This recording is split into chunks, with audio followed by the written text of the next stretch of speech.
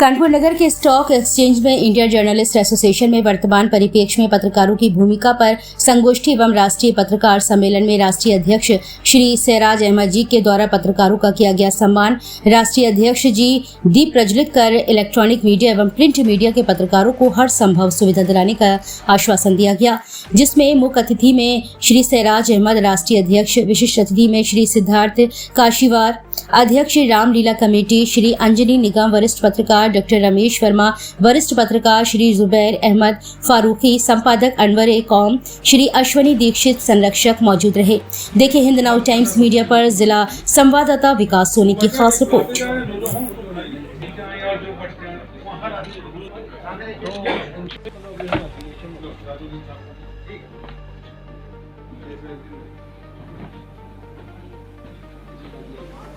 सलमान भाई वाला देखो उधर, हमने देखा, खुद देखा है।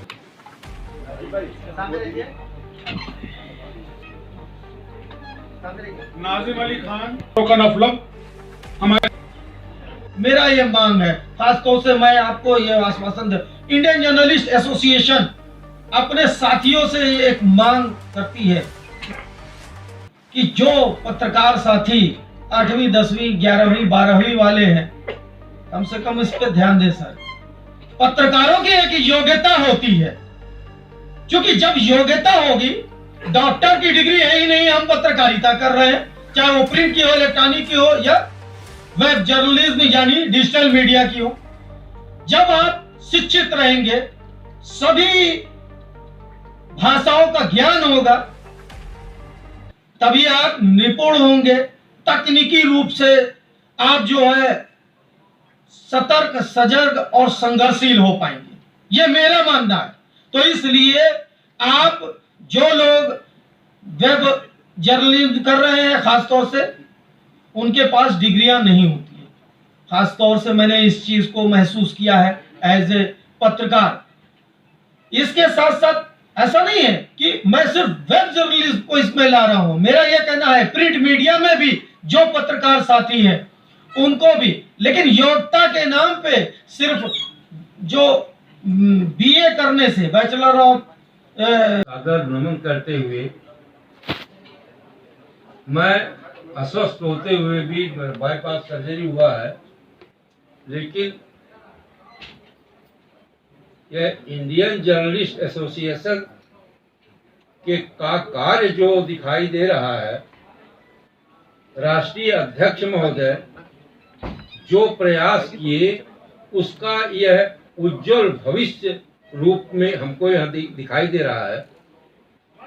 और मैं यहाँ पर आने के लिए मैं सोच रहा था कि यह क्रांतिकारियों की भूमि है, यह गणेश शंकर विद्यार्थी जैसे क्रांतिकारी और पत्रकार की भूमि है, यहाँ का नमन करने के लिए। और यहाँ के जो विद्वत जन, जो वक्ता जो है, वह इस रूप में जो यह बातें रखे हैं, उससे मैं बहुत अभिभूत हूँ और उनको जो है बहुत बहुत धन्यवाद। इंडियन जर्नलिस्ट एसोसिएशन 2008 से जो इसकी स्थापना राष्ट्रीय अध्यक्ष महोदय अपने सहयोगियों के साथ किए, और 2009 से मैं इस संगठन से जुड़ा। मैं इसके पूर्व मैं 40 वर्षों तक दैनिक जागरण अखबार का अवैतनिक रूप में 40 वर्ष अपना गोल्डन टाइम उसी में बिता दिया और विभिन्न संगठनों में भी काम किया।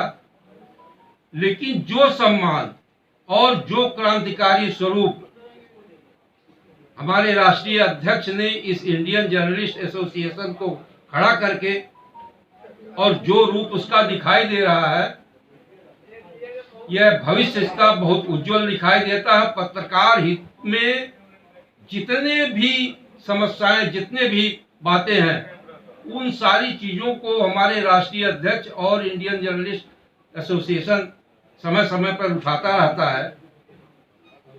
और एक बहुत और महत्वपूर्ण बात जो अभी अध्यक्ष महोदय रखेंगे कि अन्य सारी सुविधाओं के साथ साथ विधान भवन और संसद में भी पत्रकारों का प्रतिनिधित्व हो, यह बहुत ही महत्वपूर्ण मांग हमारे राष्ट्रीय अध्यक्ष महोदय बहुत दिनों से उठा रहे हैं। और जो आपकी यह भूमिका है, जो संगठन जिस रूप में आगे बढ़ रहा है, मुझे यह पूरी उम्मीद है कि तमाम पत्रकारों की समस्याओं का समाधान होगा। विशेष रूप से पत्रकारों से देश और समाज भी बड़ी अपेक्षा रख रहा है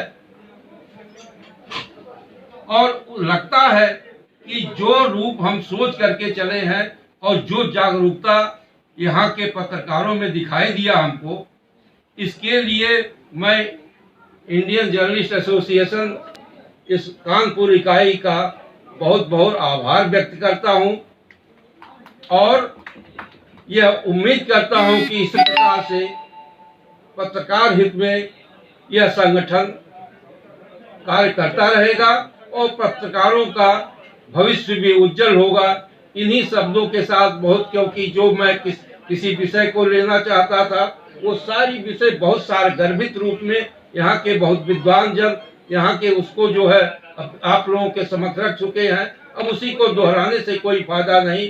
अन्य जो छोटी बातें हैं और बातें अभी हमारे राष्ट्रीय अध्यक्ष महोदय इस विषय पर प्रकाश डालेंगे। आप लोगों का बहुत बहुत आभार। इन्हीं शब्दों के साथ मैं अपनी बात टॉप के रिपोर्टर्स थे, उन्होंने ऑल्टरनेटिव मीडिया का आपको एक रास्ता सबको दिखाया है।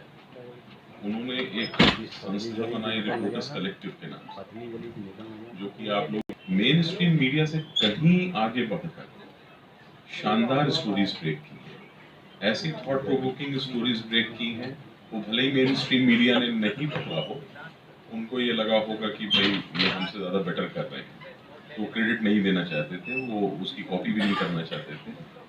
लेकिन उन्होंने जो बातें यहाँ पर कही गई हैं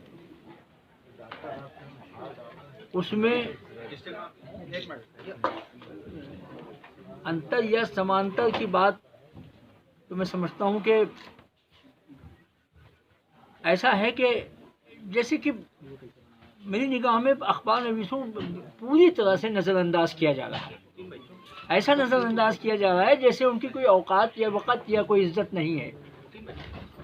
उन्होंने हमारे यहाँ पर जो मुक़र्रिरीन ने और जो वक्ताओं ने जो बातें कही हैं, ये बातें कोई ख़ास नई नहीं है आज की, लेकिन इनको दोहराना भी ज़रूरी है, इनकी बातें करना भी ज़रूरी है। सिराज साहब ने जितनी बातें कही हैं उसमें एक भी पॉइंट ऐसा नहीं है कि जिसको नज़रअंदाज किया जा सके।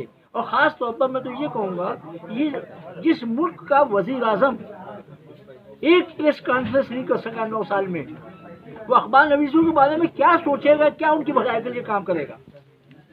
That's all. सबसे पहले मामला ये है कि जब हाई कोर्ट और सुप्रीम कोर्ट बेर ऐलान कर रही है सभी प्रदेशों को लिख के कि पत्रकारों को मुकदमा ना लगाया जाए जांच पर, जिस पर आप लोगों ने अभी चर्चा की है, मगर एक तरफ उत्तर प्रदेश की शासन आदेश का उल्लंघन करे, उसके बारे में क्या कहना है? देखिए, सुप्रीम कोर्ट और हाई कोर्ट हमारे लिए ऑनरेबल है, हमारे लिए बहुत उनकी इज्जत है और हम बहुत उसकी हर बात का एहतराम करते हैं। लेकिन उनको ये भी सोचना चाहिए जब वो किसी भी प्रोसीडिंग में आते हैं कि अखबार नवीसों के साथ जो हुकूमत जो पक्षपात करके उनको मतलब उनके साथ जो ज्यादती कर रही है, उस पर भी गौर करना चाहिए। हर चीज़ को रिजेक्ट कर देने से काम नहीं चलता। ये जो आप लोग की जो एक NGO है, समय समय पर समाज के लिए कार्य करती चली जा रही है, इस मुद्दे को लेकर मुख्यमंत्री या प्रधानमंत्री से मुलाकात कब करेगी? जल्दी करेंगे सिराज साहब वक्त लेंगे और जल्दी करेंगे और जल्दी बातचीत रखेंगे, जल्दी होगी बातचीत और इस बात को आगे बढ़ाया जाएगा। किसी भी कीमत पर इसको रोका नहीं जाएगा। ये हमारे महामंत्री जी हैं और सर हैं सिराज साहब, इन लोगों ने बड़ी कोशिशें की हैं और ये फिर जल्दी ही मुलाकात करेंगे। लेकिन अब तो आज तो चुनाव का माहौल है, जाहिर है कि चुनाव के बाद ही मुमकिन है। सर आपने 40 साल दैनिक जागरण में अपनी सेवा दी, उसको देखते हुए जो पहले से अब में जो 9 साल में बीजेपी सेंटर में आई है, पत्रकारों के साथ जो हैरेसमेंट हो रहा है और आपकी लेखनी द्वारा पूरे देश और प्रदेश में चर्चित है, उसके बारे में सर क्या कहना? अपना नाम बताया सर। लंबी खींच देगा। ये सच्चाई जो है हमेशा दबाई गई है। वो चाहे पहले की सरकार रहे हों, वो मीठा मीठा कब और कड़वा कड़वा क्यों, और वह चीज आज भी चल रही है। आज भी पत्रकारों के विषय में जो भी अध्यक्ष महोदय ने कहा है तमाम कि सारी चीजें तो उनको चाहिए, पब्लिसिटी चाहिए, लेकिन उनके हित में जब भी कोई बात उठती है तो उससे किसी न किसी प्रकार से कन्नी काट ली जाती है। इसमें सबसे बड़ी बात यह है कि पत्रकारों की एकता बहुत आवश्यक है, और पत्रकार अगर एक होकर के कोई बात उठाएगा तो किसी में दम नहीं है कि वह चीजें उसको माननी पड़ेंगी। बस मैं पत्रकार एकता की बात को ज्यादा मैं एक बात और कहना चाहता हूँ, मैं एक बात ये कहना चाहता हूँ कि अखबार नवीस जो भी पत्रकार हैं हमारे, खास तौर पर हमारी जो बेटियां